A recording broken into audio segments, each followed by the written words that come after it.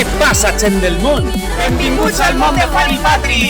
¿Qué pasa, gent del món? ¿Y si os dijera que el actual rey de España es un impostor y que el verdadero rey está oculto a la espera de reclamar su trono? Pues esto es lo que defienden los carlistas. Hoy vamos a hablar del carlismo en Valencia, uno de los movimientos sociopolíticos más antiguos de Europa y eje de España durante el siglo XIX, y del que Valencia fue uno de sus centros de poder. Tradicionalismo, catolicismo, toda una serie de corrientes que necesitamos conocer para entender cómo se pasó del siglo XVIII, cuando desapareció el Reino de Valencia institucionalizado, cuando le quitaron el Sfurs, al XX con todos los hechos modernos. Pero primero tenemos que conocer cómo nació el carlismo. Nos encontramos en 1812, en plena guerra de independencia española, la guerra contra Napoleón. Las nuevas ideas de libertad e igualdad de la Revolución Francesa han llegado a toda Europa, incluida España. En Cádiz se forma un grupo de resistencia antinapoleónica que sigue estos ideales, los liberales. Ellos crean la primera Constitución española, la Pepa, y tienen como objetivo proclamar rey de España a Fernando VII y crear un Estado liberal. Alicante, que también resiste a los franceses, se une a la causa liberal. Mientras se va ganando la guerra y los franceses se retiran, se comienzan a implantar en todo el Reino de Valencia las estructuras de gobierno liberales, desarrolladas desde Alicante. Pero España es un país muy tradicional y esas nuevas ideas no gustaban a muchos sectores, principalmente la iglesia, los nobles, los burgueses, el campesinado, que era la mayoría de la población, gente que vivía en el medio rural, y la mayoría de los militares. Así que Fernando VII deroga la Constitución, destruye el Estado liberal e implanta de nuevo el absolutismo, que era la forma de gobierno anterior a la Revolución Francesa. A Fernando VII se le conoce como el peor rey que ha tenido España. Dejó el país arruinado, con gobiernos débiles, enfrentamientos por todas partes, y por su mal gobierno se independizaron los virreinatos americanos. Durante su reinado alternó entre gobiernos liberales y absolutistas según le convenía. El Reino de Valencia se dividió en provincias, y dejó que el ejército francés de los 100.000 hijos de San Luis campara a sus anchas conquistando Segorbe, Sagunto o la propia Valencia para restablecer el absolutismo. Aquí se disputan dos formas de entender el mundo. Por un lado, el liberalismo, que separa la figura del rey y del Estado, da libertad de credo e igualdad judicial entre las clases sociales. Y por otro, el absolutismo, que es tradicionalista y le da más importancia a la figura del rey que a la del Estado. Sienta las bases del pueblo español en un firme catolicismo y separa los derechos judiciales en según qué casos. Ambos bandos se atacaban entre sí cada vez con más fuerza. Por ejemplo, el capitán general de Valencia, el general Elio, reprimió con fuerza a los liberales. Y cuando estos llegaron al poder, sentenciaron a Elio a muerte, siendo ejecutado sobre las ruinas del antiguo Palacio Real de Valencia, que formaban una montañita que aún existe. De ahí que se le llame la montañeta del general Elio. O por ejemplo, los absolutistas reimplantaron la Inquisición española en Valencia, con otro nombre, los Tribunales de Fe, dejándole a Valencia el estigma de ser el último lugar del mundo donde la Inquisición ajustició a alguien. Cayetano Antonio Ripoll, acusado de herejía. Al final estos dos bandos se vieron representados por dos candidatos al trono de España. Por un lado, Isabel, hija de Fernando VII, representando a los liberales, y por el otro el infante Carlos María de Isidro, hermano del rey, representando a los absolutistas. De ahí que se les llame isabelinos y carlistas. Y Fernando VII la vuelve a liar. En 1830 el rey elimina la ley sálica que impedía reinar a las mujeres, por lo que heredaría a su hija Isabel, pero al mismo tiempo firma un documento secreto que revoca el primero solo después de su muerte, por lo que heredaría a su hermano Carlos, pero a última hora decide cambiar el gobierno de absolutista a liberal, y después se muere. La guerra está servida. Los liberales se dan prisa en actuar y expulsan a funcionarios y militares que no les eran fieles. Por eso en 1833, tras la muerte de Fernando VII, ningún cuerpo militar oficial de Valencia proclamó a Carlos María como heredero de España. En cambio, sí que se le proclamó en pueblos como Burchasot, Godelleta o Villarreal, y en Morella, ciudad que es clave en el carlismo valenciano. Pero para que eso sucediera, el comandante de la ciudad tuvo que sacar a la guardia fuera con una excusa falsa. El mapa queda dividido así. Los carlistas controlan pequeños pueblos de montaña, principalmente en el Maestrat y el Sports. Todo lo demás lo controlan los isabelinos. Y ahora también Morella, de la que huyen los carlistas, incapaces de defenderla sin armas ante la llegada de un ejército isabelino procedente de Castellón. Los carlistas tampoco tienen ejército regular, tienen pocas armas y no controlan ninguna capital, aunque cuentan con el respaldo de la población rural. En tan solo 5 años, el ejército real de Aragón, Valencia y Murcia, el ejército del maestrazgo, se duplicó y con la guerra de guerrillas puso en jaque a los isabelinos. Los campesinos carlistas luchaban por sus derechos tradicionales, por defender su economía rural y la moralidad católica en la que creían. Al mando del general Cabrera consiguieron una victoria tras otra en Buñol, Chiva o Sagunto, incluso llegando hasta Alcoy, Orihuela, Elche y Alicante, el centro del isabelismo valenciano, y reconquistaron Morella, colándose por uno de los desagües del castillo, para luego perderla tras un ataque. Pero tras 7 años de guerra, falta de armas y las victorias del general Espartero, de los isabelinos, los carlistas se rindieron en 1840. Durante ese tiempo se implantó la regencia de María Cristina, la madre de Isabel, que debía de gobernar hasta que su hija fuera mayor de edad. 6 años más tarde, el pretendiente carlista cambió. Ahora era Carlos Luis de Borbón, y se le intentó casar con su prima Isabel II de España, que ya era reina, y así solucionar de una vez por todas el problema de la herencia del trono. El caso es que Isabel se negó, y los carlistas volvieron a alzarse en armas. Aunque esta guerra, la Segunda Guerra Carlista, no afectó a Valencia, ya que el general Cabrera volvió de su exilio en Francia e intentó conquistar el maestrazgo sin éxito. Después hubo más alzamientos localizados, pero no fue hasta 1872 que los carlistas intentarían por última vez derrocar a los isabelinos. El gobierno de Isabel II se recuerda como el más corrupto de la historia de España. Una élite militar, religiosa y empresarial gobernaba el país mientras el pueblo moría de hambre. Por eso, tras la revolución de La Gloriosa, que expulsó a los Borbones, se decidió colocar a Amadeo I de Saboya como nuevo rey de España, al que nadie le hacía caso. En una España repleta de problemas por culpa de los isabelinos, el nuevo pretendiente carlista, Carlos de Borbón y Austria, se presentó como un salvador en 1872. Llamó a las armas aclamando los valores tradicionalistas, la unidad católica y derogando las leyes de nueva planta que su antepasado Felipe V de Borbón impuso en el Reino de Valencia. Esta defensa dels Furs hizo que ganara multitud de seguidores, sobre todo en zonas de tradición carlista como el Maestrat y otras como l'Horta, la Ribera, la Vega Baixa del Segura o la Plana d'Utiel, formando un enorme ejército de 6.000 personas y un mini-estado con sus propias diputaciones como la de Valencia. Pero lo de siempre, mala organización, falta de medios, incapacidad de salir de las montañas. En 1875 terminó la guerra de guerrillas en Valencia y al año siguiente se finalizó definitivamente la guerra. Esta última guerra duró hasta la restauración borbónica, cuando los borbones isabelinos volvieron al poder, pasando por el reinado de Amadeo y la Primera República Española. El carlismo ya no tenía tantos seguidores como antes, y se enfrentaba a nuevos retos como la expansión del comunismo y del anarquismo, que en Valencia triunfaron, o el éxodo rural producido por la industrialización. Aún así dejó una importantísima huella en España y especialmente en Valencia. Su patriotismo regionalista evolucionó al nacionalismo valenciano, que en esos momentos comenzaba a despegar junto con la Renaixença, el renacer de la cultura valenciana. Su defensa de los fueros y de los idiomas autóctonos, como el valenciano, también fomentó ese renacer cultural y la búsqueda de nuestro legado histórico como valencianos. El movimiento carlista siguió existiendo con fuerza en el Maestrat hasta principios del siglo XX. Más tarde sería integrado dentro del franquismo a partir de 1936, por su aférrima defensa del catolicismo, aunque después se desvinculó por la negación de Franco a colocar al heredero carlista en el trono de España. Hoy en día prácticamente ya no hay carlistas, aunque en 2019 volvieron a ser noticia en Valencia, ya que el actual heredero carlista, Carlos Javier de Borbón Parma, se convirtió en el primer Borbón en jurar los fueros del Reino de Valencia, jurados en la capilla del Santo Cáliz de la Catedral de Valencia y en lengua valenciana, siguiendo la estela de sus predecesores de devolver el foralismo a Valencia y ganándose muchos simpatizantes. Solo el futuro dirá si algún día el heredero carlista podrá sentarse en el trono. Y hasta aquí el vídeo de hoy.